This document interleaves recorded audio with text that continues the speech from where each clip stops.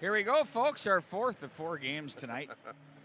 Today, if you will, the Andover Huskies and the Minnetonka Skippers. We're getting an early start here. Love it. Let's keep it moving. I like it. That third period of that last game went very, very quick. There's a lot going on there. Yeah, indeed there was. Of course, the game you're speaking of was a 3-2 win by the Rosemont Irish. It's a thriller. Over the Maple Grove Crimson. Here we go, Minnetonka and Andover. Andover enters this one at now 7-1. Got that nice win over Rosemont yesterday, 5-4. In that one, the Skippers are 3-6. Played very well yesterday and fell in overtime, the 7:30 contest to close out the day to the Maple Grove Crimson. I thought they played very well. Probably gained a little confidence out of that game. Well enough to win. Here's Lager back with it now. It's going to be picked up by the Huskies. Nowacki is there. Back up through center. Crone with it across the line. There's going to be turnover as it's Miller to play that one ahead. And it's going to be handled now by Chartier as they play this one back into the far corner. Miller takes over. He has Kiffin with him. Miller gets away from one player as now they're going to play it through center. On the puck now, it's ridden off by Newhouse as he's going to be checked on the play. And now it's going to be swatted around the boards.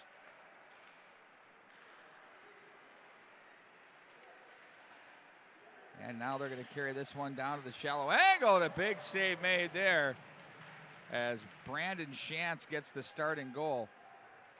It was Anders Irene in goal last night for the Skippers. Now it's Shantz. Played very well. Taking over. Zitzloff now plays this one to the right wing side. Streeter comes away with it.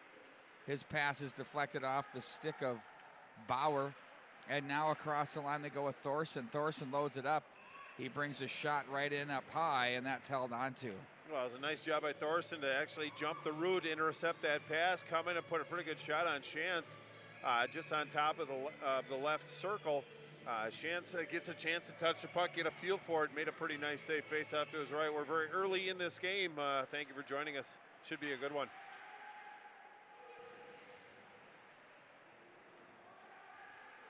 I'd like to say hello to Casey Mackey tuning in tonight. Casey Mackey on board. Absolutely. He's been a loyal follower for a long time. Joining we appreciate us. it. Yep. There's a shot that's wide of the mark. The big carom now picked up out of the zone by Harris. He tried to find some real estate. Maslowski's there to bother him. Clough was there as well. And now back at center. Down goes a Skipper player. We play on through center. Quinn is there. Again, this game has, you can tell already, there's tempo and pace. Oh, yeah, I think we're going to see. There's not puck chasing, chip and chase. This is just definitely get it, make a play, move it. Ooh. Bear was there. That one deflects up and out of play. We'll keep it inside the zone. Yeah, it was Liam Worms that was waiting in the wings, trying to interrupt the sidelines to young Wesley Swenson, the goaltender for Andover. But Pete, after the game I saw from Minnetonka last night, just the style of play and the way that they were able to sustain it, I think we're going to see Minnetonka's probably best effort of the season tonight. And on the draw now, it's Crone against Lagerback. They tried to find Lacombe working his way through. Lacombe will wrap his man up. Keppers was down low. He bothers the defense there on that play. That's Nowacki. And they're going to outlet. There's Kaiser. He's getting a lot of high praise from the hockey people around the building as he's just something special back on that blue line for Mark Manny's Andover Husky edition. Well, that's number 5 in the dark if you're following along, but I've heard a lot of great things about him. I haven't seen him play this year yet, but obviously some big numbers by the young man. 5 goals, 8 assists, 13 points from the back line in 8 games. That's pretty impressive.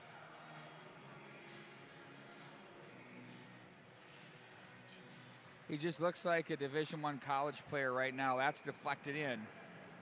Shifsky was there. He just, you know how guys are fluid and smooth. They defend well. They transition well. There's no panic in their game.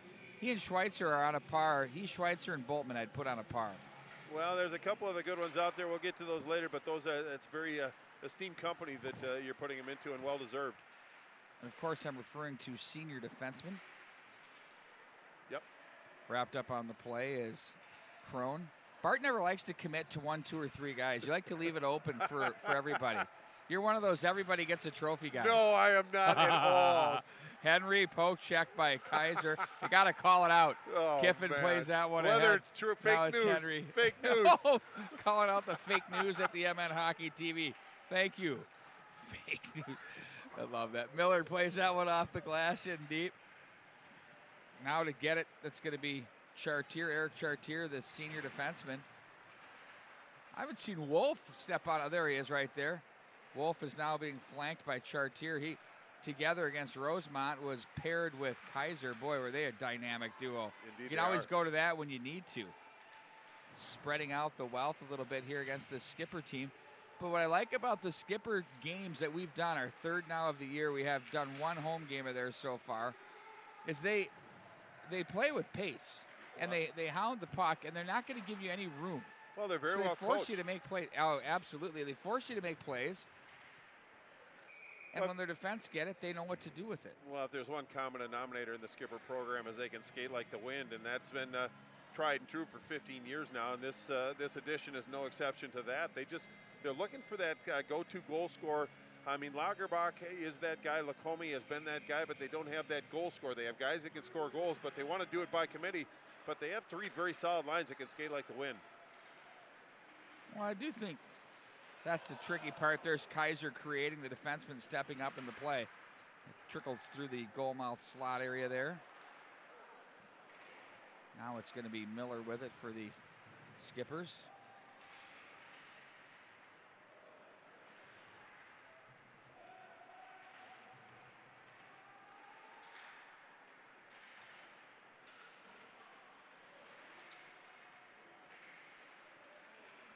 Clough was there. Now it's going to be played back in. Body check thrown on the hard forecheck by Reed Hannes. Left wing on the breakout. Now it's Zinda. Walks and shoots. Kiffin's going to get a slash, but nice defensive play there. Well, I mean, I'll tell you what, Bart, if that was my Edina friends and fans, they were questioning that. That's a slash. They'd say, oh, it was a good defensive play. I go, yeah, 1976. Now you're picking a scab in my era, but I thought it was actually not a bad play. A little aggressive with the stick work. You don't want to take a stick penalty that doesn't interrupt the scoring opportunity, but that one might have been a pretty good shot on goal, a good look at the net. So Minnetonka's got to kill this off. 75.9 penalty kill, room for improvement, and a 42.9 impressive power play by Andover Huskies. Yeah, that was definitely a scoring chance that was brewing there, and Yep. Kiffin makes a nice play there to keep it alive. So Kiffin goes for a slash. That one sent the length of the ice. 11.5 to go here in the period. Well, So Kiffin kind of cooking along. Kiffin got the big tying goal last night against Maple Grove to push that to overtime. It's up to his teammates to pick him up. Yeah, he had that big bomb from the blue line.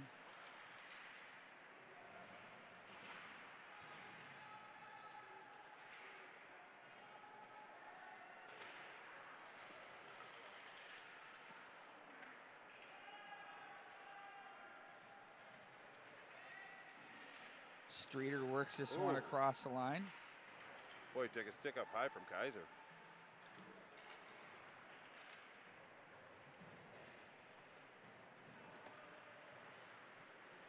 Kaiser. Bauer now gives off for Kaiser back in behind his net as they're going to regroup on the power play with 47 to go in it, 10:35 in the period. Long pass by Kaiser. Ooh, he misfired there on Bauer, and they're going to bring it back down for an icing call. Well, Bauer had some space. It was Miller that was kind of keeping an eye on him, but if that pass would have connected, it would have been a nice one-on-one battle between two heavyweights, but just misfired, so faceoff's going to come all the way down. 40 seconds left in the penalty to Kiffin, so an offensive zone faceoff for this Minnetonka Skippers team. Lacombe and Lagerbach, so Andover's going to have to watch their defensive responsibilities. These kids can score. Nowacki with it. Right wing reached for by Vandermeer. He had the big goal yesterday as well. Vandermeer turned to the corner, back in behind. Sliding over to the near side. That's Lacombe up into the neutral zone with 18 to go in the power play. Nowacki across the line, stopped and sent through center. Ooh, Lacombe was nearly sent off to the races there. Nice job with the stick by Wes Swenson to play that one away. He's 3-0 on the season.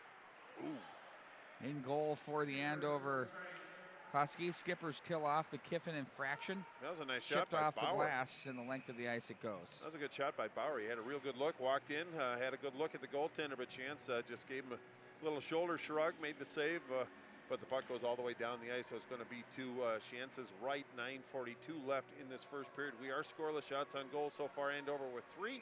The benefit of a power play, and 1 for the Minnetonka Skippers. Very tight to the vest so far. Puck is pushed off the end boards. There's a stick save. And that one goes up off the netting and out of play. Well, that was Mitchell Wolf that took that shot, just ramped up and out of play.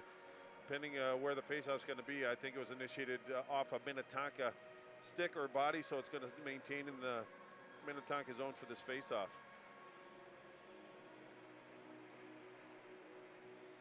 But Pete, this is an Andover team that's averaged 5.62 goals per game and only given up 1.62. So there's a solid 4-goal disparity between goals for and goals against. That's pretty impressive. Off the end boards. Nice job, nice battle, both sides. Zitzloff carries the center, gets support into the skates. Zitzloff plays to the corner, back in behind the net. Chartier is there as he'll ring the boards. Henry cuts it off. Back in to the corner, Worms. Nice body position there by Eric Chartier. Little lumber thrown there by Nick Henry. 8:50 to go. Nice feed up high to the line for Conan. His shot up off the glass. Lost his angle. Here's Newhouse. Off the crossbar. Oh, a bullet. Now Zitzloff sends that one through. And now it's going to be picked up by Mitchell Wolf. Clears the boards, and that one's going to make it down the ice for an icing call. Well, I'd venture to say that Hunter Newhouse is probably the most impressive Minnetonka player as far as standing out last night, and he had a really good look, had some velocity, tried to go glove side right where the post meets the crossbar, just carry him to kiss that post, but kind of a trying moment for Andover, but they survived. Folks, don't worry. We're starting to change our replay technology where I'll actually be able to get that replay. Oh, how about that? So just, you know, I've got it recording back 10 seconds. If it goes back 20, it's just forever and a day for it. Yeah, it's still a replay. But we're changing it back where it's going to be better, and we can replay it over and over again. We can show you that crossbar, the dinner bell ringer. Kaiser to the near side he goes for Jones. He's cut off. Now it's going to be Streeter with it, rubbed out by Crone down the line. Turned and played to the neutral zone as Miller gathers in over for Kiffin. Kiffin finds an opening and flips this back into the far corner. There have been lots of big scores this weekend. You know, not that it's the end of the world, but St. Thomas Academy holding Eden Prairie to 1 goal against in a 1-1 tie yesterday. Wow. Kind of a big deal. Yeah. As the Eagles have been anointed the best team in the land by just about everybody, but I think they're proving that this is all just up for grabs. Nobody really knows. Well, and keep in mind they only got 1 against Edina in the holiday tournament as well, so. Oh, that one misses the mark, and they can put the puck in the net. Yeah, absolutely, but they still won the game. I guess that's the important part. Stick save, nice job there by Shantz to read that one through. By the way, no relation to former Chicago Blackhawk Jeff Shantz. You never know, but now it's going to be Newhouse. Watcher is across the line. There's an inside-out move. Teddy Lagerback sees this one through, and a blocker pad save. Another good one by Swenson. Boy, he corralled that puck up and got a pretty good shot on goal. I didn't think he was going to get that shot off, but he's got good hands. Thorson with speed is cut off. Nice feed to Lagerback on the right wing side. He's going to carry this one through center. Dusted that one off, and then it got knocked off his stick and pushed off the end of the boards. Fanned on there and played to center. Quinn is there. Touched ahead to the near side for Vandermeer. Thorson was there. Now it's going to be a nice little move by Harris. He had a good game yesterday. Yeah, he did. Again, looks good here tonight. He's very fleet of foot, smart on the puck. Outlet to the left wing side. Vandermeer again. Big frame there. He uses it well. That's sent right in by Bear.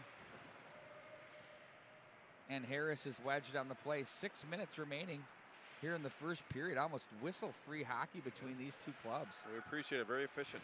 Oh, it's just great to watch. It's a good Brent. Oh! Wolf came up, it looked like with a little fist of the globe there on Brink. A forearm shiver. Brink, oh, lights his man up. That was a direct result of him getting hit there. Came down and went straight shiver. Here they come back out of the zone with Hannes. Brink now on the near side as he measures his man, Nowacki. Takes the body there, gathered in by Morgan. There's a shot that's turned aside. Cut off by Kiffin at the line as they play this back into the right wing corner. Off the glass to center, chipped and chased. Skippers will be caught in offside with 5:10 to go in the period. Well, kind of a trying moment. It was Kiffin that actually knocked that puck out of the air. Otherwise, it might have been Crone going in all alone. So pretty athletic play by Kiffin on that one just to even get the offsides. But 5:10 left in this first period. Shots on goal, 5 for Tonka now and 4 for Andover. So Minnetonka, it might not be visually pleasing, but they're being very effective and they're getting the puck to the net. Chopped at there by the oncoming Henry. Now it's going to be up the right wing boards, played to an open wing, and the Huskies will control with Wolf. He runs into Streeter, who looks ahead to Newhouse, and the Huskies will play back in front of the bench area. Miller will draw in the forecheck and work his way against the oncoming Shifsky. To the near side it goes for Jones. His shot misses the mark all the way over to the far side. Here's a foot race. Wolf wins it, good angle there. Shoves it down the boards as he and Henry came together. Now there's Nick Henry with it as he gathers off the boards. He's going to carry.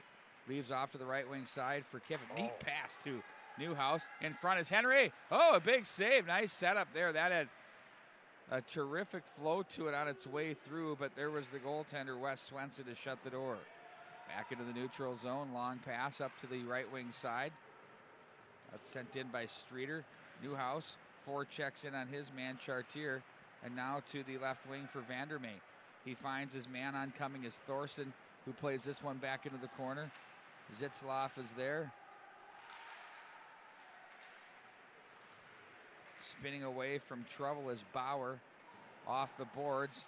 Skippers are there to fight this one off and poke to center. Lager back with it.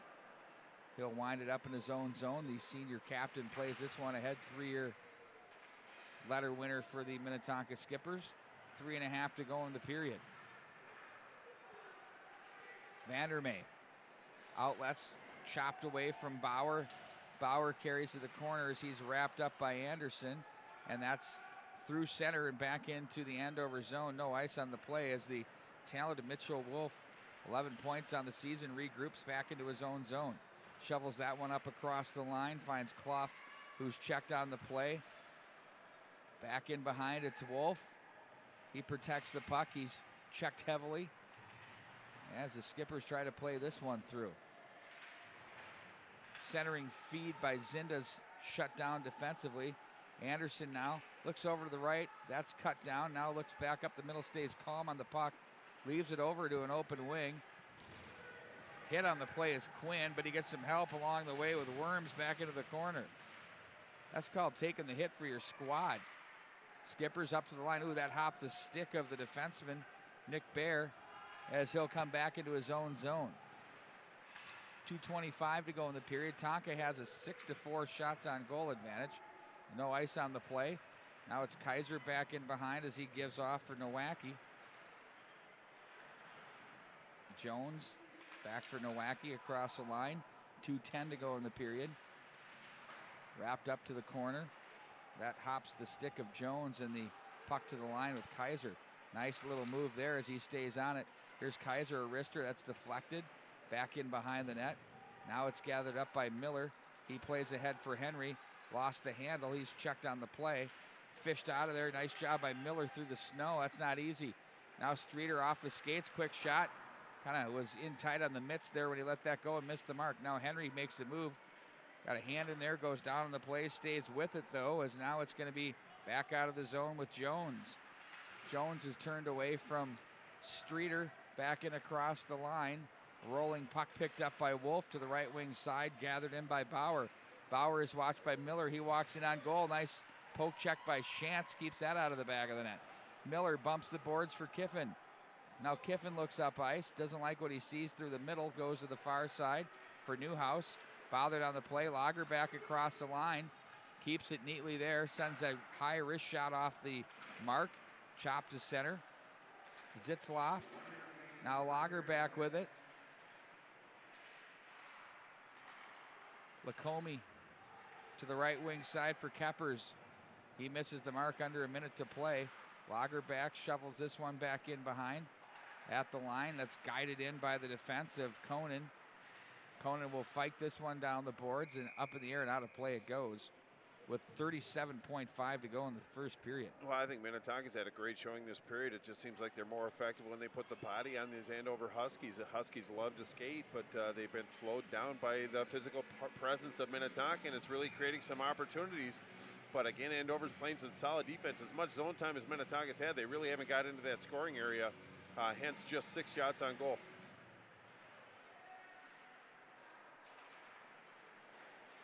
From the left point, stick save by Swenson. Saw that at the last second. Back through. Makes a couple of saves back-to-back to keep this scoreless late in the first period. Well, the first save was a good save. That save was just equally as good, but it was Zitzloff from the point that took that shot, and it was Lagerback waiting in the wings for a second chance opportunity. But nice job by Swenson to hold on to that. 26.1, still plenty of time offensive zone faceoff. And it's Lacombe in the faceoff dot with Crone.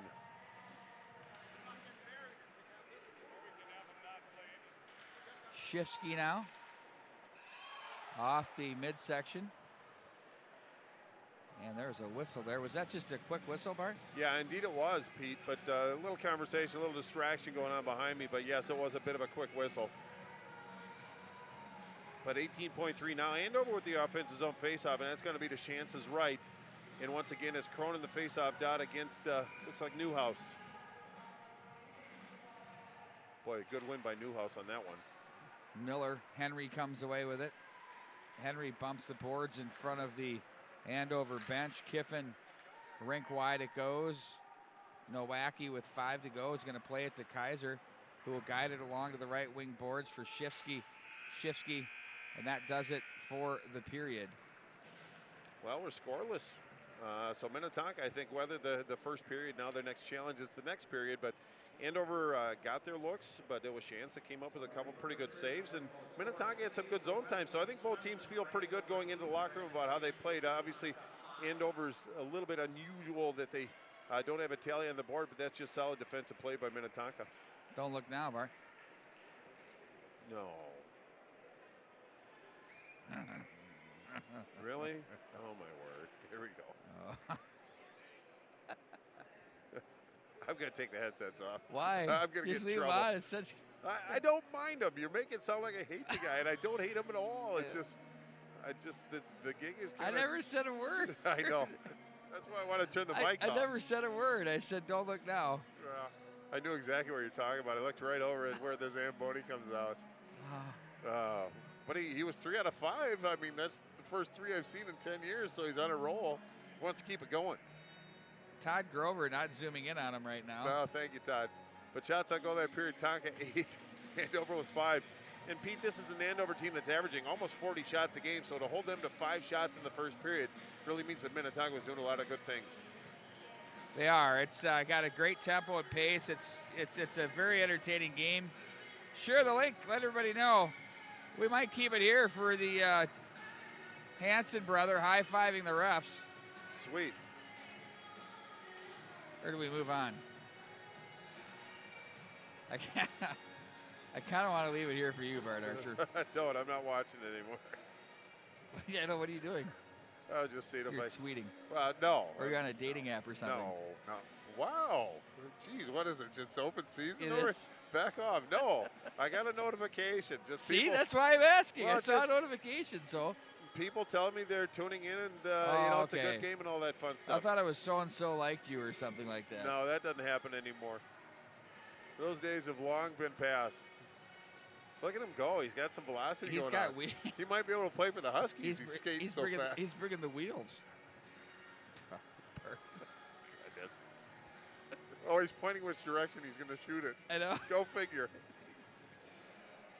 My word. Oh, there it is. He hit the post. Todd, can you get some of this, please? No. Todd, Grover, can you shoot this, please? We're not on commercials yet because I'm just driving Bart nuts. Yeah, don't worry about the sponsors. There've been plenty. Another post. They know it's tradition. Oh, he pops it in there. So now here's the thing, Bart. The backfill on this is self-check. How many years have you and I watched? Excuse me. It's great. I mean, so if you haven't seen it, it's great, right? No, absolutely. But if you're a first timer, yeah. But if you've or seen if it you're like a 1,000th timer, right. you just loses a little of the utility. Chirp so it. You chirp it so bad, it's great. And what we're really trying to do is I'm trying to get the essence of. You just open the door and push me through. I'm trying to communicate to our viewers what it's like when it's off air and what you're, what you're really doing. I'm tough to deal with on air. Can you imagine off air? The inner Bart Archer, the core. Yeah. It's see so a whole new side to me, right? Just wait till tonight at McCoy's Public House. All hell's going to break loose with you, me, and Jerry Burrow. Right. Come and say hello if you're in the neighborhood. We'll be there at the Public House. It's going to be great. Pete will be holding court. We'll just be the jesters. Oh, the jesters. Okay, we've had enough of this. All right. We've had enough of all of it. We're going to move on now. We're losing viewers are just falling off. Right, I would have brought it up a long time ago. They're so tired of hearing from us, so let's bail on this. Too heavy? Try it. I got it. Lift it up. 1, 2, 3. Good. Looks great. Yeah. Wow. This looks amazing. Can I help you make a few? Sure. You sure? Uh-huh. Hi, I'm Derek. Nice to meet you. So how long have you been doing this? 2 years. 2 years. So you're an expert. Yes. Can you do one with my name? Sure. D-E-R-E-K? D-R-E-K. D-E-R-E-K. D-E-R-E-K? Yes. Okay. What's the ultimate dream for your business? I really wish I had more bracelets to make every single day. What do you do with the money? We have this hunger project that I give back to the kids that don't have enough money to buy food. So the more bracelets you make, the more money you raise, and then the more kids you can help out. How long have you had this dream? 10 years. So you're 6 years old and you had the dream for 10 years. That's pretty good. That's someone that knows what they want to do in life. Yeah. Okay, now, what do you think about this? Ooh. Yeah. Pretty good? Yep. Okay. Hockey continues on the MNHockey.tv, and we're proud to bring in the man, Chad Schumacher from Tradition Wealth Management. Chad, you and I have been at this for a couple of years now, and I've been able to watch firsthand with what your organization's been able to do, not only as a wealth management firm, but what you've done in the community, and you're very engaged in it with lots of locations. So can you give us a little bit of a history lesson of where you've been and where this has gone and where it's going? Yeah, so Tradition Wealth Management, we started in 2003 with a couple different partners that came from large institutions. With the dream, and we started in a conference room with one phone between 6 employees, and now in February and Valentine's Day we'll be 17 years old. I'd like to have seen what that wrestling match for that one phone looked like between those employees. That must have been something else. It was good. So you have locations really spread throughout the Twin Cities. Can you share those locations and strategically how you landed there? Yep. We've been in Edina since existence. And so this is where our largest operation is. And now we've recently opened up offices in Woodbury, North Oaks, downtown St. Paul by the Tria Center, and out in Wayzata. And then in terms of employees, what kind of coverage do you have from that respect? I think we're up to 17 employees right now. We're still looking to grow. We're trying to hire a couple of really experienced teams to help engage with clients going forward. You guys have been very engaged in the community throughout with lots of initiatives, which has also created some great networking opportunities for those involved. And you've had a lot of things from which to be proud of. Can you touch on some of those things that you as an organization have done? Well, obviously it starts, we just take care of people.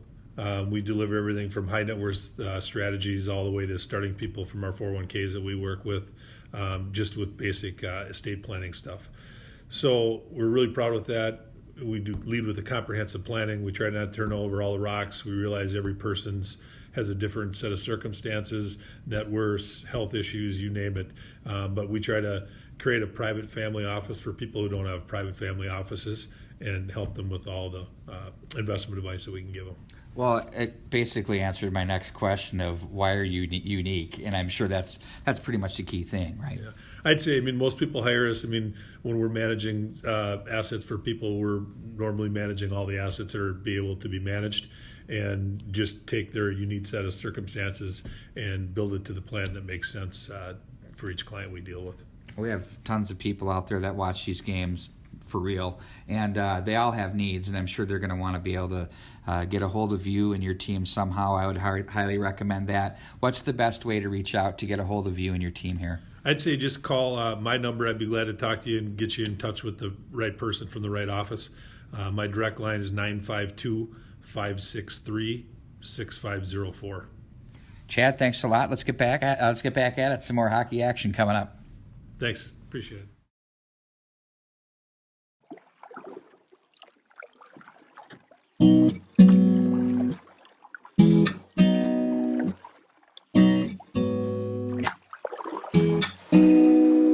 Let's go back to that little place where we used to go in the summer days. We dip our feet at the water's edge, and everyone would come along to meet us there.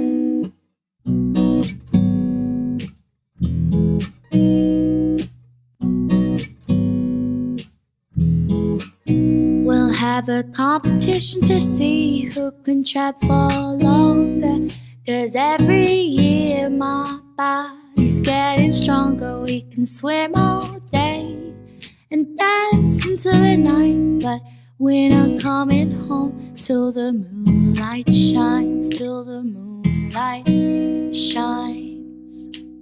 Do do do do do do do. Do do do do do do. Do do do do do do. Do do do do do.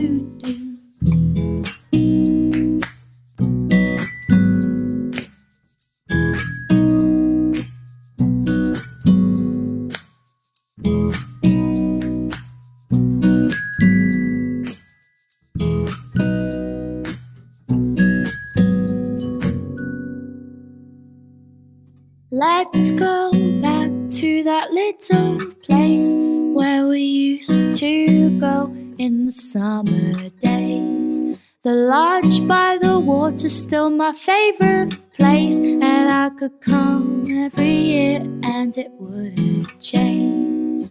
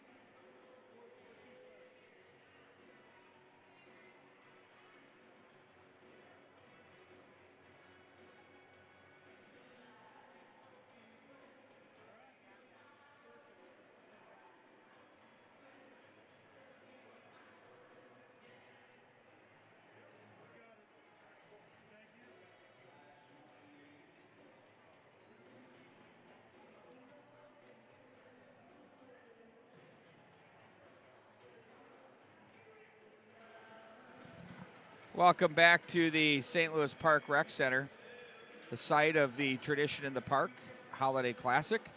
We also have the Tradition at Pick Holiday Classic. A lot going on. Indeed. Here we go.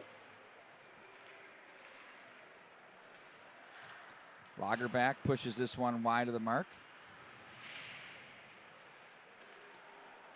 And now here they come back out of the zone, the Andover Huskies. Chartier to the left wing side. There's a quick snapper by Shifsky, and that's gobbled up and held onto by Shantz. Well, pretty good shot by Shifsky, top of the left circle. Challenged the goaltender right away, first blush right out of the period break, and he made a nice glove save face off to his right. Shots on goal that period, 8 for Minnetonka, Andover with 5. Andover just put another good shot on. But expecting a good period. Again, intelligence. Second period, long line changes. Defensive pairs have to get off when they get the chance. Better early than late. There's a quick wrister that misses the mark. Curious to see how these two teams respond after the intermission. Well, I think Minnetonka played great. It's just sustaining it for another 2 periods is, I think, what we have to look forward to. Kind of where I was going with that. That's into the gear. If Kaiser went up, rolled up underneath his jersey, then down the front of his collar. You don't see that very often. He's coughing right now. As long as he's going to make his next shift, we're in good shape. He looks like he's fine. Mark Manny's all over it. Believe me, he is. Boy, I mean, wouldn't you be if that was one of your top defensemen? Boy, another great coach. Minnesota high school hockey has a number of just outstanding coaching staffs. You know, it's something that you can't take for granted, no question. Just saw a video of Rob McClanahan with the Blake Bears, you know, talking to the officials over at the pick between periods. I was kind of checking that game out, and you know, you just go, okay, there's a guy from the Miracle on Ice, yeah. And there's an NHL guy, Greg Zanin in Stillwater.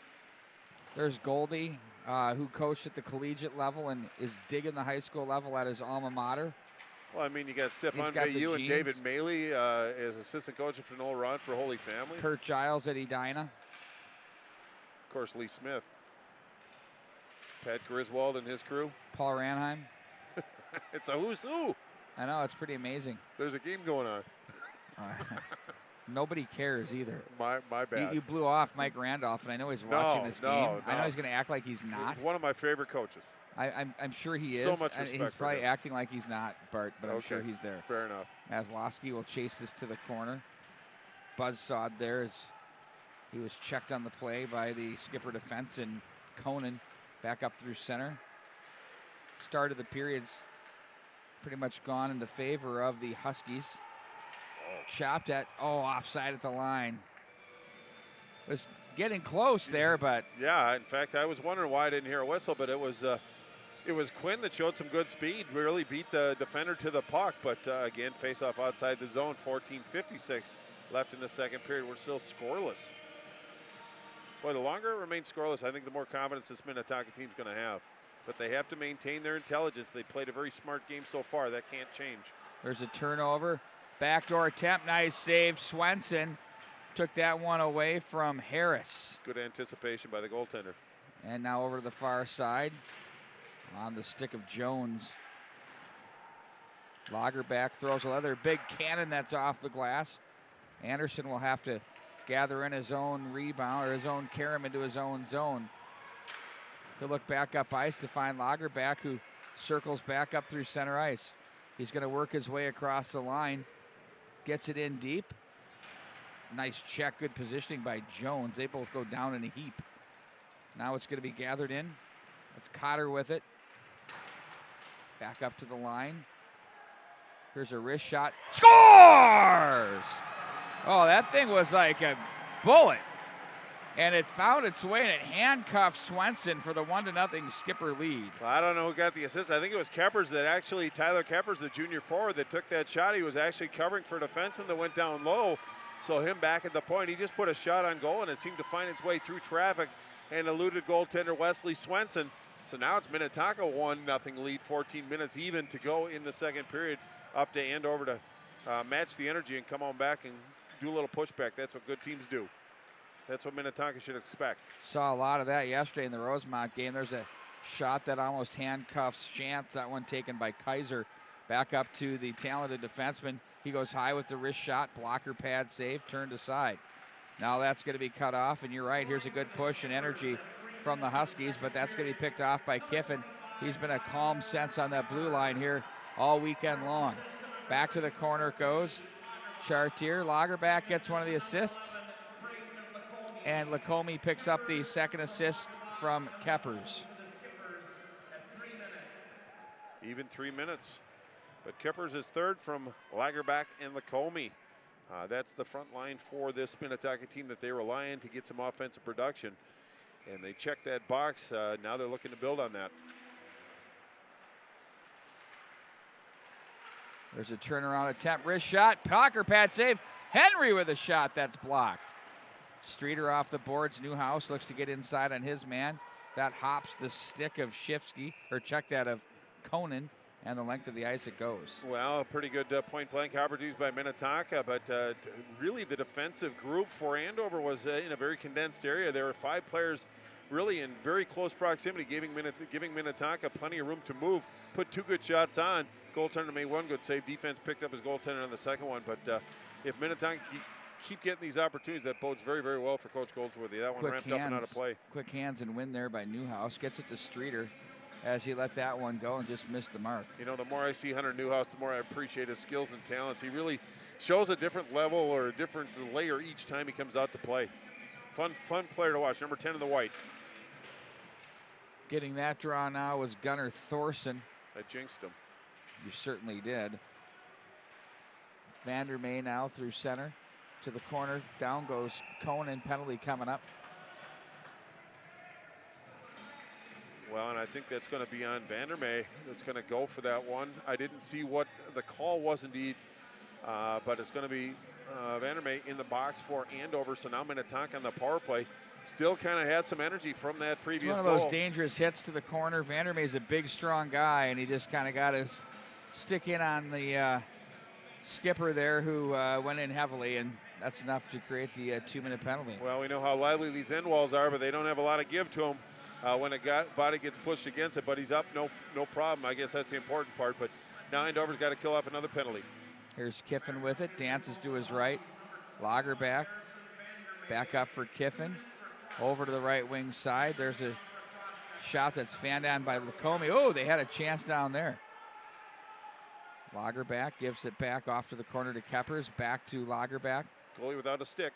Lagerback now will feed this one back up to Kiffin. Top of the right circle. That might sounded like it was deflected off of something on its way through. And Kiffin will regroup in his own zone with 1.5 minutes to go in the power play. Well, the goaltender lost his stick. Swenson lost his stick, and he was trying to, like the kid trying to steal cookies in front of mom. He just kept trying to reach down and grab it, but there was play in front of him.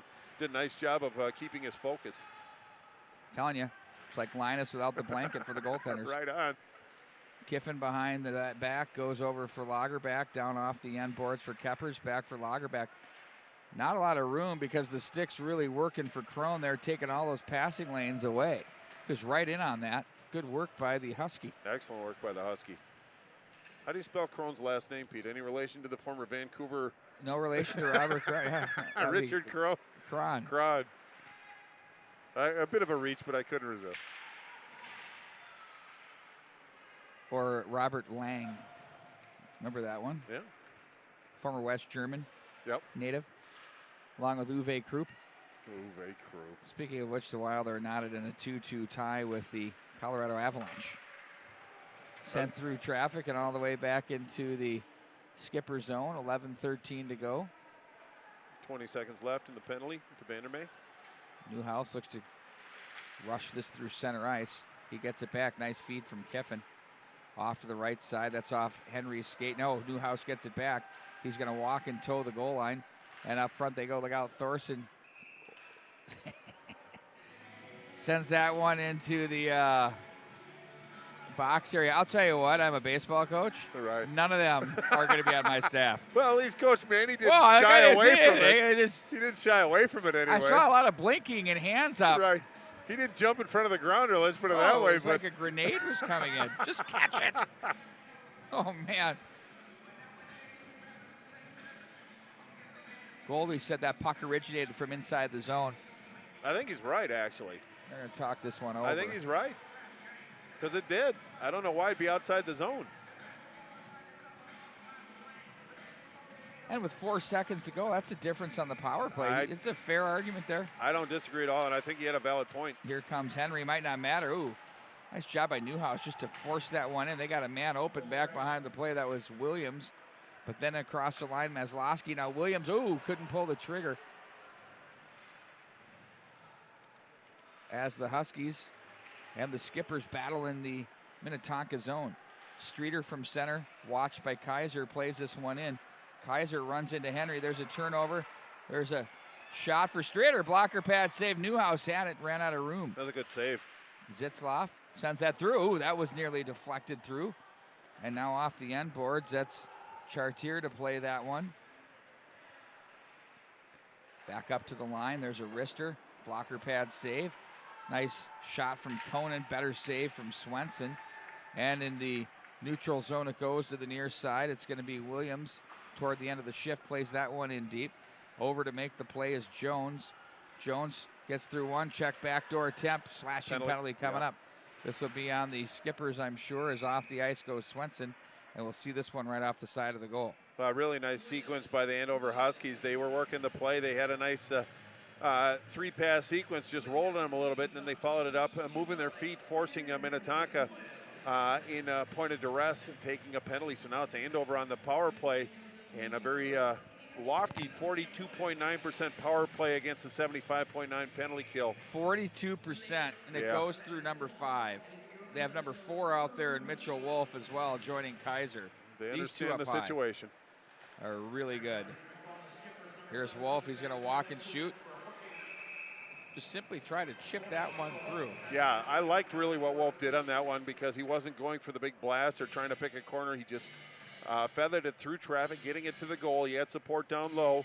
And I'm speaking of Crone down there kind of wreaking some havoc. And it was Kiffin that took a little exception by Minnetonka, gave him a little extracurricular. But no call. 1:52 left in the penalty to Conan for Minnetonka. Face off to Chance's left. In on goal, stopped and held on to. Huskies power play continues, early going of it. 3 Skippers down below the line. Look out, there's numbers up high and they crash down, they see it. There's a shot, ooh, watch this. Well, Wolf was trying to pick a corner on that one. He wasn't just trying to get it to the net, but you're right, yeah. 3 Skippers get down low here. Oops. Yeah, a lot of space and out then there. All of a sudden you'll see these 2 defensemen who are dangerous. Okay, give me it, I'm gonna get here. But a pretty good shot on goal, but again, it was Chance that came out and challenged the shooter. I think Wolf would like to have that one back. I don't think he really got it in the area that he wanted to. Back up high to the line it goes. Loading that one up, stick save, turned aside. Ooh, wow. That puck went to the slider. Wasn't sure where that was going. Now Kaiser wanted to load it up and go high. It's a big clear. And on it, there's that puck was rattling on him as that was cleared by Harris. Now it's Wolf. Crossed the line with Jones. Back in behind, checked on the play was Crone. 8:45 to go in the period and 58 on the power play. Wolf, you'll see he and Kaiser out for the 2 minutes here. One timer, what a feed to the slot. Great opportunity there by Shifsky. And that was chance to make the big save. Rink wide it goes. Taken by Jones, up high, Kaiser. Wolf, the one-timer, blocked. He just absolutely developed Zitzloff, who didn't care. Now it's Kaiser, top of the line, 32 at the power play. That one brought rain off the window. Trying to go blocker side high. There's a redirect. Wow, good save by Shantz. Let's take a look at that one on replay. Well, and it was Crone waiting in the wings once again. Crone loves to plant himself down in that slot area, down by the blue. But it was a good shot from the point. But as you said, it was Shantz that made the initial save. But again, Crone waiting in the wings on the rebound. So nice job by the goaltender to gather that puck and hold on to it. Just 24 seconds left in the penalty to Conan for Minnetonka. 8:10 left in the period. Minnetonka holding on to a 1-goal lead, but it's the Huskies that are pressing right now.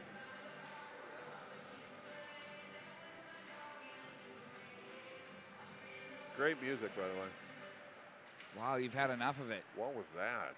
I don't know. It's It's been 8-10 hours of just making me edgy. I'll say that.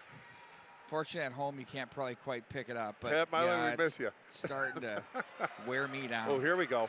Streeter now. Oh, no. Chartier. Oh, he got lucky. Back up ice they go with it. Thorson watches the corner. Oh, look at him go to the net. Nice play there. And in heavily. Down goes the goaltender. Yeah. Well, you want your players to work their edges, and Thorson had a good burst of speed cutting to the net, but he really just blew up Brandon Shantz. He obviously has plenty of padding, but knocked him against the post. He looks a little shaken but not stirred, but you want your players to go to the net. That was a little aggressive on that one, but as long as the goaltender gets back up, we're 5-on-5, but the shots now favor Andover 15-14, so obviously they've been in control of the play for the last 3, 4, 5 minutes. Well, and I'm not saying this is the case here, but yours truly would probably milk that a little bit just to try to draw a penalty. Oh, absolutely. If you didn't, I'd be disappointed, Pete Wagner. Back in the day, he looks no worse for wear. At least he got the face-off outside. Sean Goldsworthy calls the ref over. He's not happy right now. So he's wondering why his goaltender has a headache. And he's basically saying you're taking it outside because they ran into him, which ran into the net. So why isn't that goaltender interference? Wouldn't you say that's what's going on right now? That's what I would say. I would venture to say that would be the theme of the conversation. But after the one face-off with the power play, obviously he's a little sensitive going into it. But now he wants a little bit more clarification. Having some words with Teddy Lagerbach. I don't know what that's about. But Teddy being a captain, maybe using him as a communication, but the referees at least went over and let goalie say his piece. Doesn't going to change anything, but at least he got a chance to be heard. I appreciate the fact the refs respect him enough to give him that opportunity. Now, Coach Manny wants a little clarification as well. It's pretty rare to see Sean Goldsworthy get off the bench like that and have a conversation. He doesn't have many of those. I agree, but it's got to. And I don't see Mark Manny do much of this either. Well, but I think the players feed off that, and they see if the coach is fired up and has that intensity, I better match that intensity when I go out on the ice. I like it. Starting to ramp up a little bit, Pete Wagner. It's a great game. Excellent game. We've had two phenomenal games to close out the day each day here. Well, 3 of the 4 teams are in the top 5. And think about this. We've had 5 one-goal games. That's what you want. Out of the 7 that we've played here tonight. Oh, they're going to take them both. Or over the past 2 days. Well, there's a little mix-up behind the net, and I think it's going to be Jack Anderson for the Skippers, and I believe it's going to be, how do you pronounce it? Is it Clough? Michael Clough? Clough? At least I asked this time instead of just spitballing. But that's not going to have any effect on the players on the ice. But again, when you get coincidental penalties, it's going to be 2 minutes, and then the next whistle is when they're released. And so the pace of this play, it could be 6-7 minutes before they get out of the box. Pace of play, we're playing golf now. Lacombe plays to center. They've got a delayed icing. No ice now as it is caught up to by Chartier. Now it's Kaiser with it. Ooh, nice exit. Thorson. It's getting rugged out here. Back into the net they go. Now we'll see He's how. He's going to roll over him. Shantz. He did the haystack Calhoun. Oh, I was thinking more of the Otto Vance steamroller. Oh. King Kong Bundy. Remember Otto Vance? I remember the name. Worst AWA the worst AWA champion of all time. I don't remember. He did the steamroller. Okay, that's what that was. That's what I was trying to. He beat Nick Bockwinkel. That was just pathetic. Nobody beats Nick Bockwinkel. Well, let me rephrase it. Vern let him have the belt for like a month. He gave it to him. Keep him appeased. But 7 minutes, even 7 minutes. So he played 10 minutes of this period. Shots on goal 15-14. So Andover starting to 10 shots on goal this period where Minnetonka only has 6. So obviously it kind of shows that Andover is pushing the pace of the play. A lot of time down in the Minnetonka zone. And it's Wesley Swenson, the Andover goaltender, hasn't seen a lot of action the last couple of minutes. Just don't play the music anymore. Kaiser now plays it to the right wing side. Bart, you've lost all control of your faculties right now. There's just like no filter. Assuming I had any. You're like a filterless, smoke. The real Bart. That one played through. It's just something. Back up to the line. There's a wrister. Turned off the glass. Crone was there. Pressure now by the Huskies with 6:31 to go in the second period. Again, it's Crone with it. Protects the puck. Kiffin. Now it's going to be gathered out by Newhouse through center ice. He tried to just bull rush his way past Kaiser, who stopped him in his tracks. Chartier now plays over for Kaiser. Streeter slid across. Ahead they go now. It's Zinda who played it. Now on the stick of Crone across the line.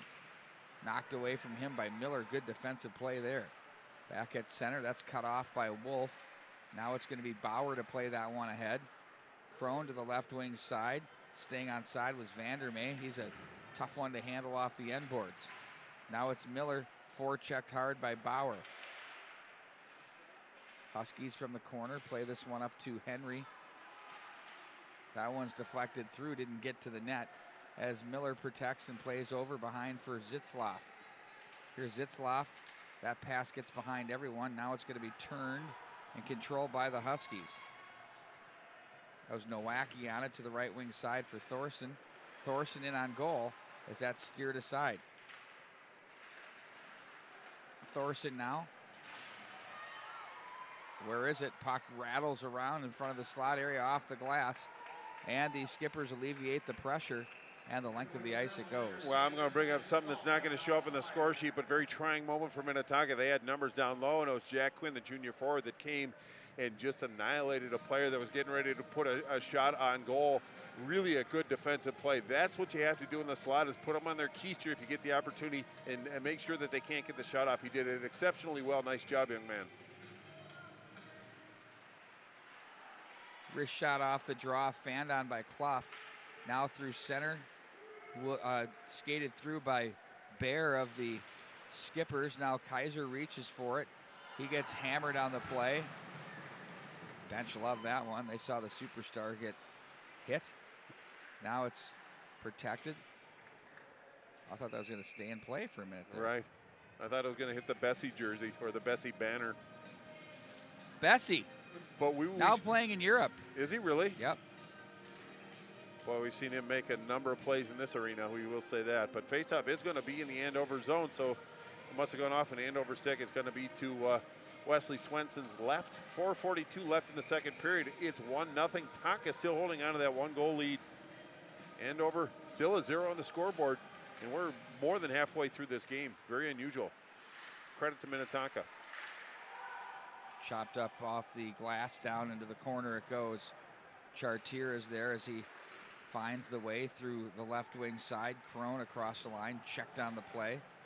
Conan was there. They look out front, they had a chance. And now the Skippers out of the zone with Zitzloff. He has Lager back to the left wing side. Zitzloff now will chase this from behind. And now on the stick of Jones. Crone plays it to the right wing side for Clough. Back to the corner, Crone. Oh, Jones just misfired there. Now Wolf has it. Back in behind. Body check thrown there by Conan. Wolf watches his Lagerback, will just shovel to center. Nowacki plays this back around behind, cut off by Shantz. Nice job by the goaltender there. In center, it's going to be Wolf again, as he will look to his right. Crone plays that one. Offside. And that's offside. That was Shifsky trying to toe the line there, but he couldn't quite do it with that back foot. Well, that was a good shift by Andover. They were moving their feet. They're really pulling Minnetonka Skippers out of their positions. Minnetonka losing a little structure, chasing the play, but still keeping the puck out of the scoring area. So getting it out of the zone is a little victory for Minnetonka. I think they'll settle for that while their wheels are wobbling. They got to get their structure back, Pete. Yeah, there's a great opportunity here. It's been all Andover for probably, like you said, Bart, and they're inflicting their will on the forecheck especially. And they're getting confidence as they do it, and too. And that's where they're really good against Rosemont. I say this team dots down. It's just so dangerous. If you can limit that, you're okay. But then if you're the Huskies, you just want to play behind those defense and stay big, stay heavy, get it out to your talented blue liners and get some deflections and muddy goals. Back in behind it goes. Streeter to forecheck. Plays the body there. Newhouse was there, but here come the Huskies in transition with Vandermeer. Vandermeer now, they had a 4-on-3 or 4-on-2-ish. if you will, across the line. Bauer is checked on the play. Miller, now they go high slot. Quickly to get there with the stick. A good defensive play was Brink. Now it's played to the right wing side. That's on the stick of Thorson. Thorson to the right wing side. Vandermeer, that one misses the mark. I like the idea. He went for a deflection. He wasn't going for a shot. He went for a deflection out front, and that really seems to be one way to maybe challenge Brandon Shantz, who's been terrific tonight so far. But Andover just has good anticipation. They seem to get the puck to the right guy. You can see the offensive skill, but Minnetonka is still doing a great job of defending. Shots on goal now 18 for Andover and 14 for Minnetonka. 2:26 left in the second period. Back at center ice. Stood up on the play was Quinn as he tried to find his way through the neutral zone. And the oncoming, this has been like just a common theme here, offside at the line, but the Huskies have been just charging through the neutral zone, getting their offensive flow the way they want it. Well, it seems like Minnetonka is really overcommitting. They have possession, but everybody flies up, and then once Andover turns up in transition, they have the numbers and speed coming up, and Minnetonka is doing a pretty good job of managing that, but they just have to be a little bit more particular to keep one guy back and balance the numbers through the neutral. Ooh. Conan blows a tire there. Here's a chance down off the corner, wrap around, scores! Oh boy. They beat the goaltender to the post, and we're tied at 1. What a goal there. That was opportunistic at its finest. The Huskies tied at 1. Yeah, and that's going to be Hunter Jones that got that goal. Really very quick hands, very quick feet, wrapped around, and really put Chance on one post, couldn't get over to the other post in time. Nice stuff by the Andover forward. Now we're 1-1, 1:53 left in the second period. It'll be interesting to see how the Skippers respond after that. Body language doesn't give me any indication that they got phased by that whatsoever. They're back in the dots, but a big goal for Andover gives them a little positive energy after a lot of hard work. Tying the game for the Huskies at 15:07 in the second period. Number 11, Hunter Jones, all alone. That hits a Skipper player on the way in. That's Keppers. Jones, the goal scorer at 15:07. Now a minute 35 left here in this period, too far. Keppers takes that off the boards. Here he comes back in across the line. Keppers, nice positional play turned in there by Nowacki. And to the right wing side off the stick of Shifsky. He'll be watched by Miller. Shifsky takes it to the corner, gets position. That's how it's done for you young kids at home. You don't need to be the first one in there to get hit. You can let the other guy go first, and then you can take care of business. Check on the proper side and take a good angle. That one deflects away. Over to the far boards it goes. Lacombe with it. He'll race up the line. Lagerback is there. Lacombe gets it back. Watched by Kaiser. Streeter nearly pulled that out of there, but Kaiser, wow, what a job he did there. Won the battle off the boards. Good with his body, good with the stick. Fanned on, but now sent back in. Crone to the near side for Bauer. Stick save, rebound. Here they come. There's a chance. A nice save made. Good job there by Shantz to keep it a 1-1 game. Well, Bauer did a nice job of actually getting to that puck and putting it toward the net and really giving Andover an opportunity when there really wasn't an opportunity there. So nice job by the Andover forward. And then they just kind of get the numbers down low and crash the net. So it was a very good play by Shantz to hang on to that puck, let them kind of catch their breath, get a reset, and try to win this face-off. But once again, Minnetonka goaltender picks his team up when the wheels are wobbling.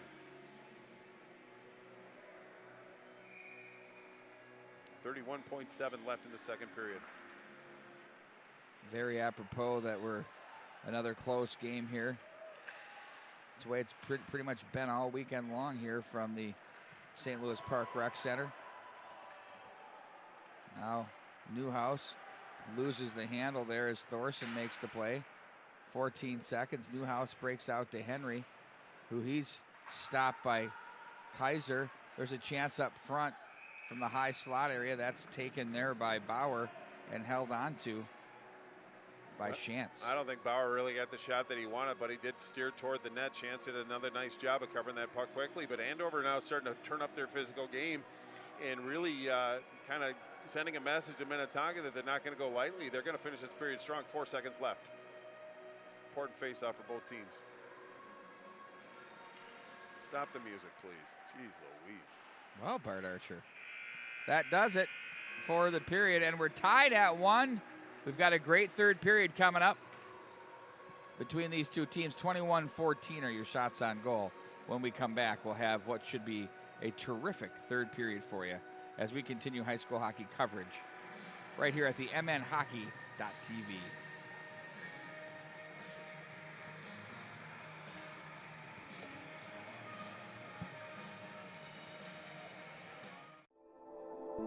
I think that being in a sport, it has built into it the concept that we are going to face a challenge.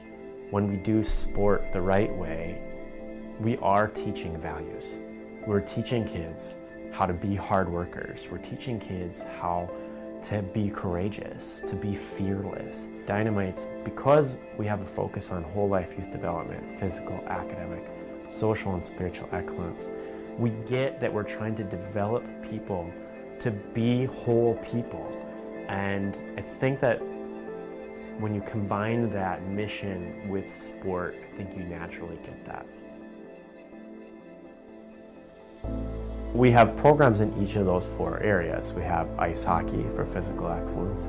Academic excellence includes academic support like one-on-one tutoring. We have a summer academic camp.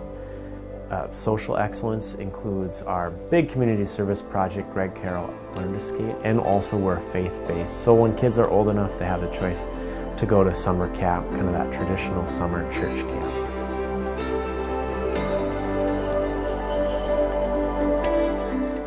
Every kid in the program has multiple mentors. If they're in tutoring, they have a very special mentor that's just their very own. And then of course the hockey coaches are mentors, and of course all the staff are mentors too. We have a very high retention rate.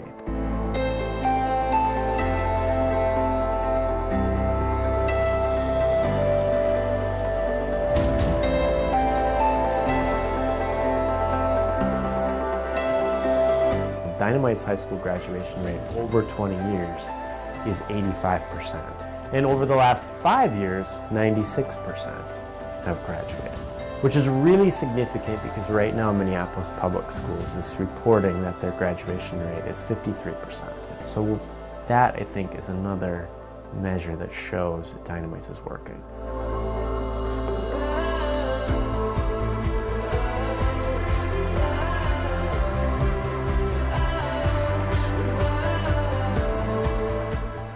Being a faith-based organization, I think we're able to say things that are really powerful sometimes. You might say to the kids, like, we're gonna do some hard things today. And we want you to remember, we can do all things through Christ who gives me strength. A few minutes later, we might be asking them to do that hard thing, and you got heads down and panting, and remind them, remember, you have strength.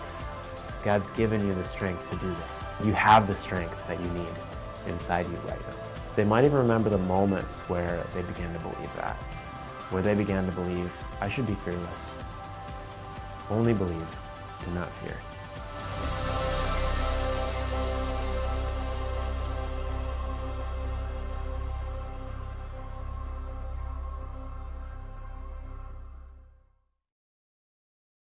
High school hockey continues right here at the mnhockey.tv, and we are between periods with Tradition Capital Bank's Dan Fagan. Thanks for joining us here. I know you've got a busy schedule, and we've got a lot of great stuff to talk about. First of all, why don't you share your position with the bank and what you do? Hey, thanks. Thanks for having me. I'm Dan Fagan, and President and CEO of Tradition Capital Bank. And in your role, you've obviously have a bank that's a little bit different than other banks. We have a stereotypical thing in our mind, but when it comes down to what you are as a bank, can you kind of share what's different about you and who Tradition Capital Bank is?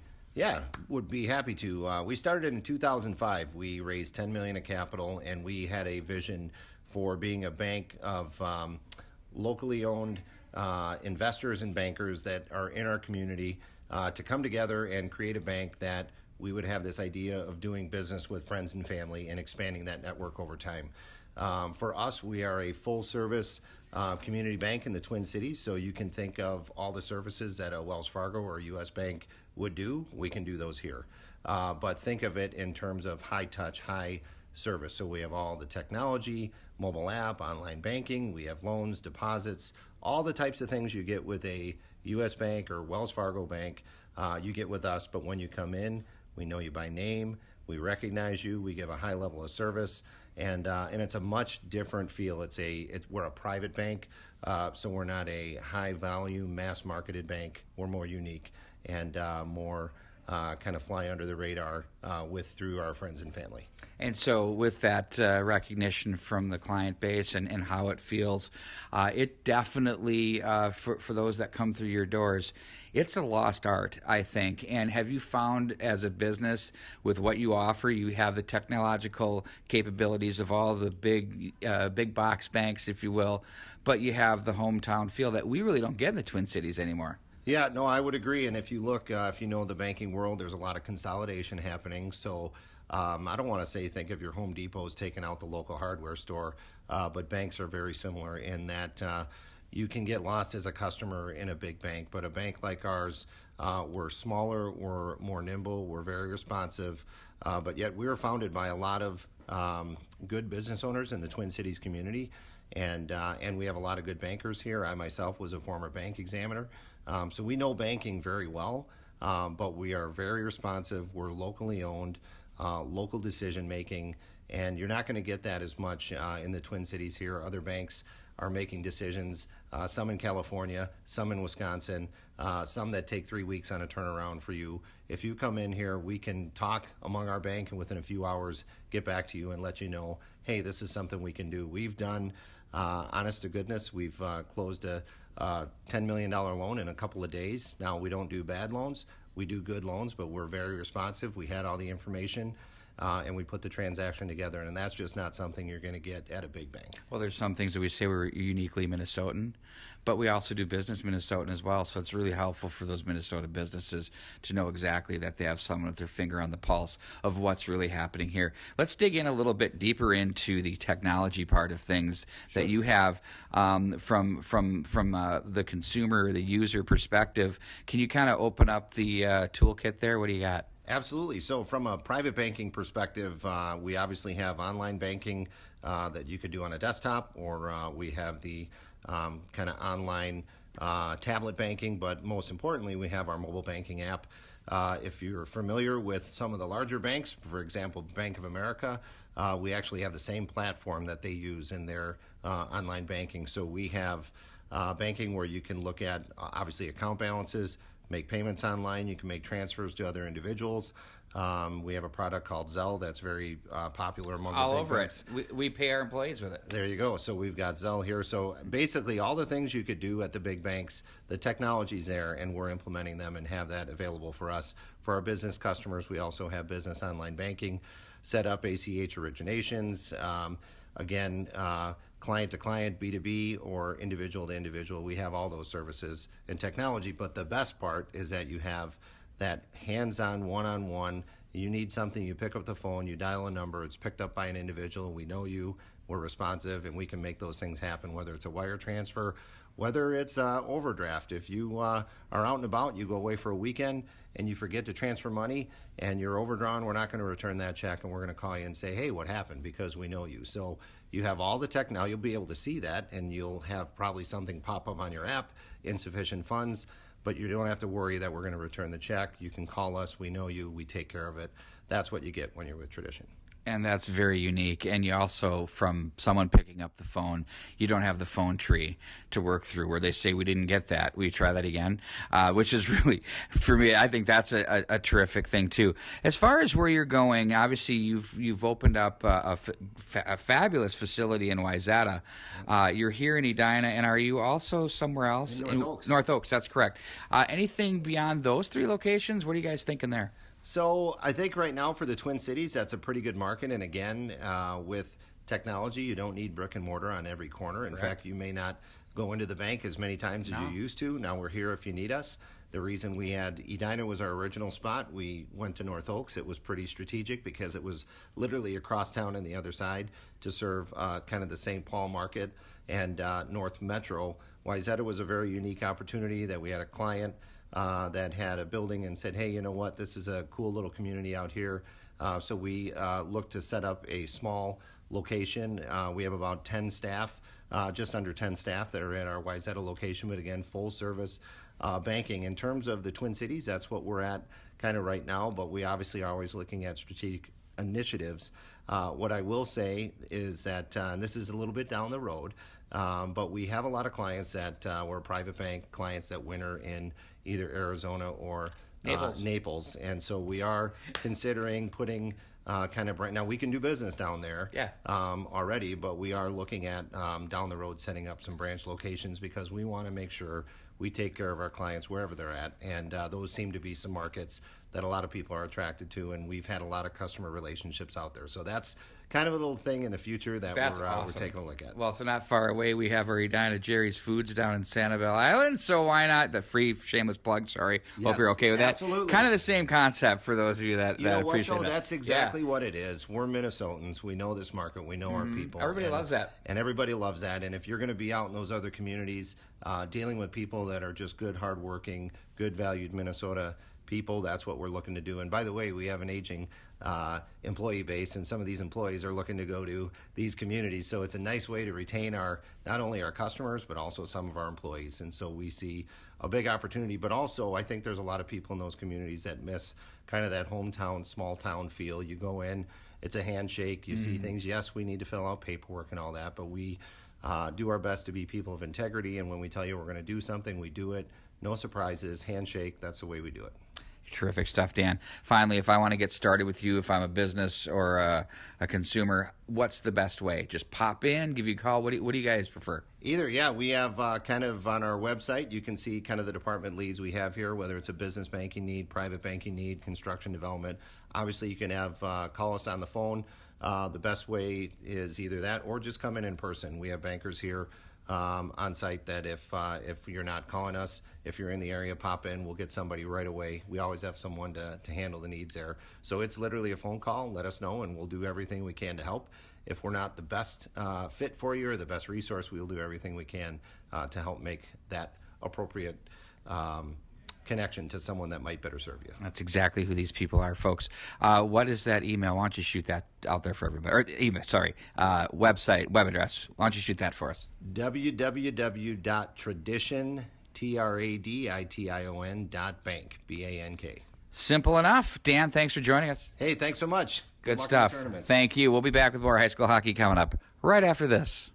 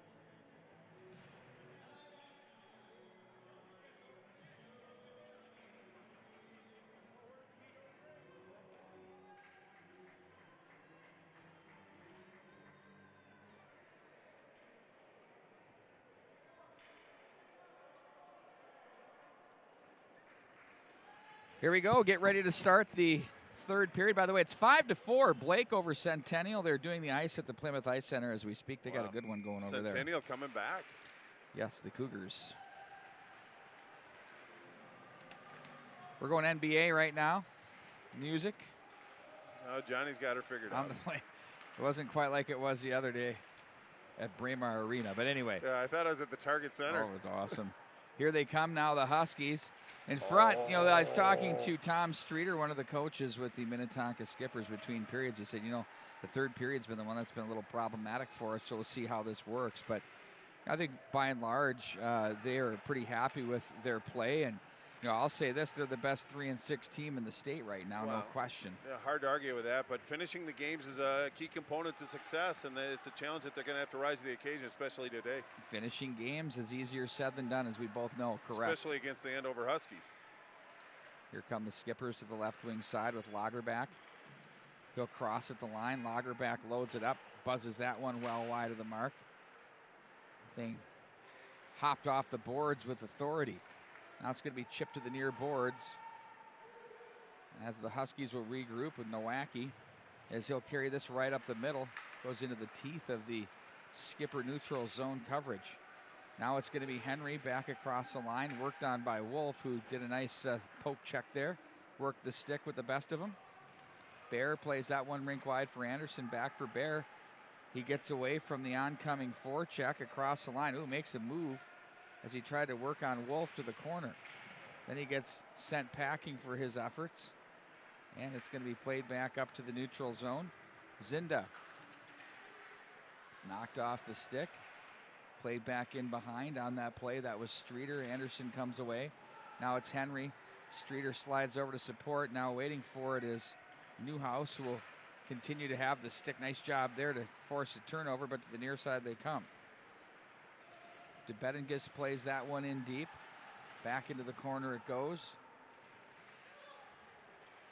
Now it's Newhouse.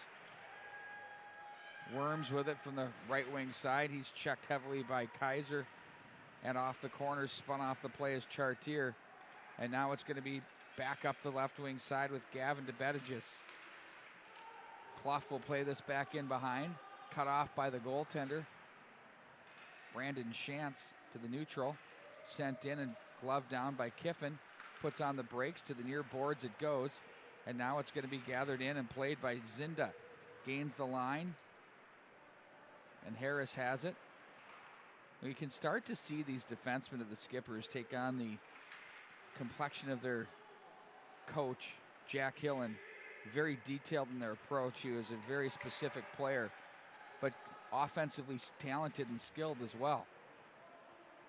And they're looking a lot like the same group we saw last year. You know, Miller, obviously, Zitzlaff. There's a chance that one gets deflected away. That was a quick brewing opportunity. Now they're going to walk the line. Nice shot, stick job there by Shantz to break that one up. It's going to be through center now with Keppers. He has his team's lone goal. As he's poke checked along the way, he's going to turn and fire that one right back in behind the net as Swenson will set up for the Huskies. Kaiser takes over with 13:33 to go. Kaiser will ring the boards. That one too far for Thorson. Conan is there. Thorson now. He's stood up on the play by Zitzlaff. And here come the Skippers out of the zone now with Lacombe on the move. Lacombe has Wolf to work on. He's just going to say no. It's hard to make the moves on a defensive core like this with the Andover Huskies. Skipper faithful want a penalty. They're not going to get it. Huskies continue to forecheck. That's going to be pulled away. Back up out of the zone. Lacombe stopped again. Back up through the neutral to Jones. Karam all the way over to the far side. Now that gets away from Maslowski. And now it's going to be Streeter to play up to the line, but that's held in. DeBettingis plays that one back in behind the net. Now it's going to be Anderson. Henry played to the slot area. That was Coltis for Andover as they're working the depth here in the third period. Back off the end boards. Henry checked on the play. Clough comes away with it. Back up ice he goes. He'll find an opening and send this one in wide of the mark as it's going to be swung hard around the boards. Henry is there, runs into a would-be checker, and now at center ice it's handled and played over the near side. Kaiser. Kiffin now checked. Nice job to fight that one off and then kick it to safety. They'll try to race up into this one, but Vandermeer is there to finish him with the check. Quinn with it for the Skippers. Gets away from a check, but great positioning by Kaiser again. Boy, he's a dandy, isn't he, Bart? Indeed, he is fun to watch. Got a couple guys on this team that are they draw your eye. One of them, Vandermeer. Back over to the corner, Quinn for the Skippers. He gets some help with Harris. Now it's going to be Miller. Long pass over for Worms. Watched by Kaiser. They'll play this one through. No ice as the change was in force for the Huskies back behind the net. Chartier plays that now through center 2-on-2. We'll see how this one evolves. They're going to cross at the line. Ooh, spun down there. Ooh, there's no leg trip there, and that did not feel good for Thorson as he is shaken up on the play. Well, I think it was more of a Charlie horse. I don't think the knee extended out. If you have it on we'll take replay, a look here. perhaps. Yeah, we did. Yeah, there might have been a knee in there. But it looked more like maybe a bit of a Charlie horse. I think he got it in the meaty part of the leg up in the thigh area. He was down, but obviously referees called the whistle the appropriate play. Make sure the young man's going to be okay. Face-off is going to come all the way down in the Andover zone to Swenson's left. 10:54 left in regulation time. Shots on goal, 21 for Andover, 14 for Minnetonka. You are correct, Bart. Thorson skated off under his own power and was fine there, at least for now. But Andover's pretty much cut the ice in half, Pete Wagner. Not a lot of zone time for Minnetonka in the first 6 minutes. My body is kind of positioned toward my left at center ice here, as it's been pretty much in that zone. Is that Hops Zitzloff? No, the Skippers have done a nice job limiting the chances, too, to their credit defensively. Here's a good chance now. In on goal, there's Crone. They take it out front. Now out of the line, there's a wrister. Blocker pad save through traffic. Kaiser just misses on a bullet. Chartier will regroup back into the neutral zone for Kaiser. He turns away from the oncoming Skipper players. Crone, nice feed over to the right wing side for Bauer. Zitzloff is there. Here comes Lagerback. Check thrown there. Now it's going to be Keppers back up into the center ice area. Kaiser now across the line. They go with Jones. Jones lays that one through to Crone. Now the Skipper's defense, and out of the zone they go with it. It's going to be Newhouse through center. He is shifty. He takes this one across the line. They'll start the changes. He just content to carry that one deep. Henry to the line, Kiffin the shot, and that's deflected by DeBettages. Back into the neutral zone, Miller. Nice job to stutter step through that one. Runs into trouble, turned over. And now it's across the line with Bauer. DeBettages with him up high as a trailer. There's a shot. Blocker pad save. A good one. Boy, look where the goaltender is, about 3 feet outside the blue. He came out and challenged. He didn't have much choice on that. Henry is there. The Skippers are content on trying to make moves on the 3-on-2s. I don't think they're there. No, neither Either do I. you move the puck and you feed it to someone, or you get it deep. Just get it deep and go to work. It's just the defensive core is denying the blue line like that. That's going to be a tough formula to defeat there. Back into the corner it goes. Now Henry is there. As he's wrapped up. Ooh, holding penalty coming up. Well, he got his money's worth on that. I think that's going to be Mason Cotter that's going to go. Part of why you want to play it deep, because that's what happens. Absolutely. If they're stopping you and you can't walk around them, you're probably not gonna at this level. You've got to go. I mean, I know you I know it works from game to game, but not in a game like this. Just force him to defend. Possession's a great defender, and if you can defend, but get it deep, go to work, put the pressure on the defense and make a play. He just wrapped him up, so it's going to be Minnetonka with a golden opportunity. 8:49 left in regulation time. Minnetonka on the power play. There's a face-off win to Kiffin. To me, if you're the Huskies, you kill this off and you get the puck deep. Oh, they lost a stick on Kiffin. It broke, so it's a 4-on-4 right now. They're going to have to hurry. Conan will step back on the ice now. And there's a freebie. Oh, that one for Thorson just missed the mark. Shantz will clear that away from Thorson, as it'll be Lacombe in front of the bench area.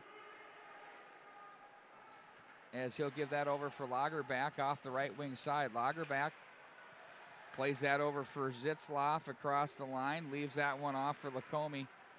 Lacombe now back in behind. They try to feed this over to the far side. Taken by Lagerback back into the corner. Lacombe plays the body there. Stuck down by Conan. Oh, they're going to say high stick. Let's take a peek at that one. And that's likely going to come all the way down, but Lacombe just took a bit of a shallow angle and that couldn't catch up with that puck, so Andover won the battle to that. But there you can see the intersection along the wall. And we'll never know. And we'll never know. But 1:11. Well, I thought I'd try. So 1:11 left in the penalty to Andover's Cotter, but an offensive zone faceoff for Andover man down. That shot by Nowacki taken away by the Skippers. 7:52 to go in the third. Deflected in by Henry. That clearing attempt hits him from the slot. He'll feed that one up to Zitzloff, who's going to put on the brakes and wait for something to work off the lower corner. Lagerback shots blocked by Wolf. He'll get it back. Checked by Wolf, stayed with it. Now here's Henry, back up for Zitzloff, back over for Lagerback. Lagerback from the left circle, plays that down for Henry. Shallow angle, that's knocked away by Swenson. Lagerback gets it back, top of the left circle. Hard shot, that's tough to handle for Swenson. Great job by the goaltender to reach, gather, and grab that one in. Well, Wolf got a little aggressive after the whistle. You want to watch yourself. He's too good of a player to spend any time in the box, but just 25 seconds left in the penalty to Cotter. But Minnetonka at least getting some looks, getting some shots, but Andover doing a great job of getting on him in a hurry, limiting the space and room to move. So good PK so far by Andover, but Minnetonka, good zone time. They just need to find the riddle and get it in front of Wesley Swenson, the goaltender for Andover.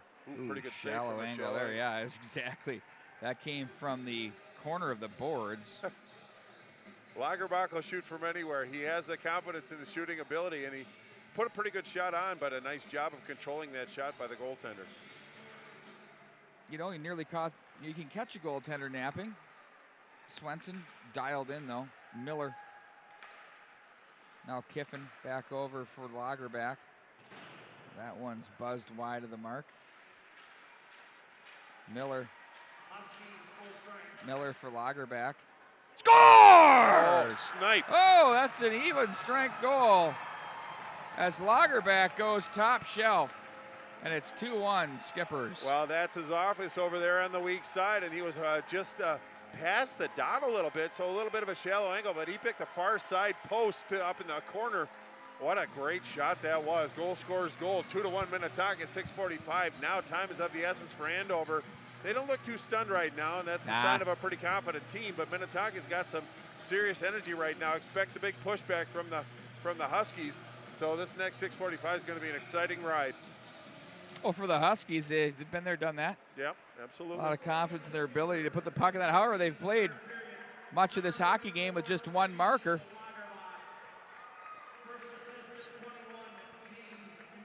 Miller gets one of the assists.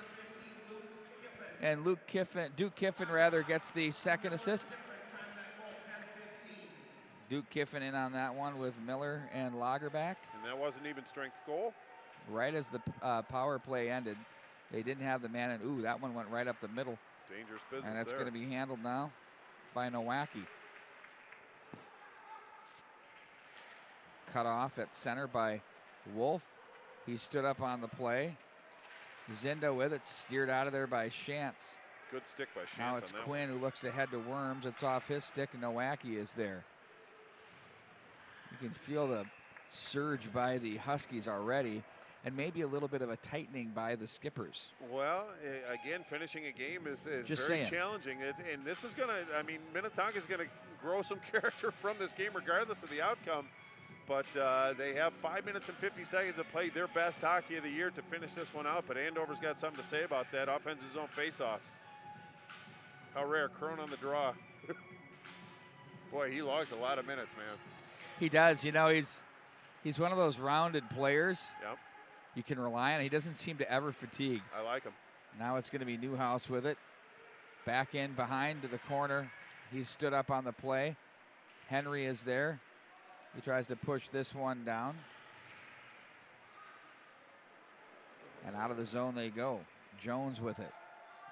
Kiffin tried to chip the glass, instead up over the crowd it went. Well, I'm not a big fan of feeding your defenseman when you're high on the half wall and there's another body there. I just say get it back deep and make him come at least the full 200, but then you can kind of reset and get after him with the proper angles, but kind of put his defense partner in an owly situation, so to speak, but another offensive zone faceoff for Andover. Huskies, quick one-timer. Oh, big shot, heavy one there by Kaiser. Nice save by Shantz. Good support. Terrific read with the pad. And good support by the defense to clear that rebound out. Working hard off the end boards. Now it's going to be pulled out of there. The Huskies continue the ferocious forecheck. Pinching at the line now is Kaiser. They play that over off the front. Lagerback takes Bauer down. That was a good defensive play there. Now it's going to be angled by Conan. Nice job against the grain. Lacombe will tuck that one in. Purposeful dump in for Keppers as Lagerback is there. And they'll turn this one back out by Clough. Bounding puck for Kaiser. He's going to walk this one across the line, takes a stick and loses the puck from Lagerback. Now Wolf and Kaiser are out there together and crunching. Now Kaiser heads to the bench. Now they'll leave this one off to the left wing side that fed to the corner. Zinda to Wolf. Back in behind for Zinda. Looks out front. Oh, there's traffic. Puck's loose. Wolf, backhand, couldn't pull the trigger. Sprawled and down. That was blocked by a skipper player down front. Oh, my word. That was Miller. And there's a high stick. High stick on that one on Andover. So no matter what, that faceoff comes inside their zone. That was a dicey moment. Well, my thought is if you're down by a goal and you play with a high stick, get the whistle as quick as you can. Time is your enemy right now. Minnetonka gets a great opportunity, offensive zone faceoff with just 4:10 left in regulation, up by a goal. But get the whistle so you can kind of reset and save as much time as you can. Worms will play that one down the wall as it's going to be sent right back in behind the net. Wolf plays that through. Nice little feed to Crone. Took that one from Shifsky. Crone back in behind the net. That one was chopped off the netting and out of play. On the defensive play, turned in there by Conan with 3:49 to go here in the third. Yeah, he relieved some pressure, but it was Crone that was actually coming with speed, and I thought Zitzlaff did a nice job of pacing with him, keeping him to the outside and going stride for stride, really forcing the outside and limiting what could have been a pretty good scoring opportunity. So Minnetonka doing the right things at the right time. 3:49 left in regulation. Don't forget. Just kill the music. Coming up tomorrow, we'll have a big slate of games for you. Right here from the St. Louis Park Rec Center. More in a moment. That one's steered back up off the netting. Henry is there. Miller has that one cut off. Jones now to the corner. It's going to be Henry. He reaches out and grabs it, chips the glass. Here's a foot race. Who's going to get there first? This is not the NHL. No icing on the play anyway, as that's Kaiser took the check there, and Chartier plays that to center. Crone across the line to the right wing side. 3:12 to go as they play that one through. The Huskies are coming in waves right now. Skipper's hanging on. Wolf, that blocked out front. Played to center by the Skippers, and that's going to be an icing call with 3:02 to go. Man, they're hanging on, are the Skippers here, Bart Archer. Indeed they are, tooth and nail, but it was Andover that came down with 4 players, so defensemen are activating, trying to get numbers down low. But it was a really good block by, I believe it was Zitzlaff that blocked one from the point right in the slot area, and they had numbers down low, so that's a big block clear. Reset, win the faceoff. 3:02 left in regulation. Back in off the end wall. That's knocked away. Lagerback shovels it ahead from center. He's going to shovel this one right in on goal. It's a nice touch. That's perfect as Swenson plays that to the corner. Lagerback checked, pinned, beautiful play, and he goes down, so he's out of the play. Yep. Still getting up. Wolf with a terrific play there for the Huskies. The Skippers, though, will ring it to the near boards. Keppers plays it ahead. There's Lagerback. Whoa, how about that for working out for him? As he looks to go inside out. He's checked by Kaiser. Lagerback and Kaiser duel. Now it's played up into the neutral zone by DeBedigas. Now it's going to be sent back in by Conan. 2:17 to go in the third. Kaiser has it. Plays this one rink wide. Off the glass is Wolf, and that brings down one of the, 1,000 banners here at this building. I think you're being conservative. But I think it's the Lake Conference champion St. Louis Park in 1949. Even I wasn't alive for that one. But that was Were you in the womb? No, you were in the womb, weren't you? No, I wasn't. But that was a very confident Kaiser over to Wolf, crossed the crease area with his goaltender out of the goal. But that's some confidence right there. Back across the line, angling in on goal. Oh, Shantz was down with the stick. Thorson was trolling. That opportunity was turned in by Vandermeer. Now it's going to be Thorson with it from the right corner, off the side of the post. Try to chip that to the point and sent right back in. And behind the net, Conan chips the glass, and that one takes a girder. So now we're even on that. But 136 to a terrific close. We'll see if there's a timeout coming from either one of these. Well, that would Mark be a Manny bad- looks like he's going to make it happen. He's going to pull the goaltender, it looks like, as well. Understands the situation, just 136 left. Probably going to wait till the last moment. No, he's just going for it. Yep, let her roll. You know what? Trust his squad. Said make it happen. And they got some good energy, too. They're putting the heat on the skipper team. Face off 50-50 puck at the dot, the 6-on-5. Checked off the end boards, 1:28 to go in the period. Kiffin off the end boards. There's Jones. Now Lagerback gets it, fans on it. He was just kidding. And now it's played to the line for Kaiser. He has Wolf to the left. Kaiser, quick wrister, deflects wide of the mark. Back behind they go. Shallow angle covered by Shantz. Big chances there as the skipper goaltender holds his ground. But viewers, look at the screen. There's 5 white jerseys surrounding the blue area, so Minnetonka obviously knows the situation. Everybody's back to defend and support. But when it did get through, as Brandon Shantz had put a stop to that one. Now the timeout comes. Good time for a timeout, 1:12 left. Just kind of let them catch their breath and regather their thoughts a little bit. But you can feel the tension in the crowd here as well. Andover's goal late in the game yesterday, that was the game-winning goal, came off of some really good work down low. It led to traffic between the hash marks and the slot area. They're big and they're strong. Screens, traffic, battles, they're heavy. The one thing about this skipper defensive core is they've done a really nice job taking on the forecheck of this team. They've been pounded around quite a bit. Hasn't looked pretty, but it's been effective. It's going to be tough for the skippers to get up and play again tomorrow after, this has been a pretty physical hockey game. It's been a great game. It's been my favorite of the day by far. Well, it's hard to argue with that. I mean, there's a little something for everybody. I mean, there's been some physicality, there's been some skill. There's both teams playing a very intense brand, but one thing I'm going to look for Minnetonka is sometimes when you get in this situation, you start chasing the play and trying to defend too much. Just stay in your area, guard your zone, don't create too much space. Well, you can't get the big eyes either. No, just play calm. Just keep playing the way you're playing. You're winning the little battles along the wall. Chip it out of the zone. Make them do a reset, regroup, zone and come back in. Zone to zone. The Absolutely. Big eyes are trying to feed it down. We saw it in our first game quite a bit here today. It happened constantly. And the empty net, I mean, how That's do you pass the big that eyes. up, right? You shoot it wide left, wide right, you get a couple of defensive zone Reset, face-offs. start over, and it's about possession. You say you love Luke Crone in the face-off circle. He's been really money here today for them. Yeah, he really has. And he's in there again, of course. It's going to be an exciting minute 12. There's a 50-50 Lager back down on the play as that's going to be taken away by the Huskies. Back up to the line for Kaiser.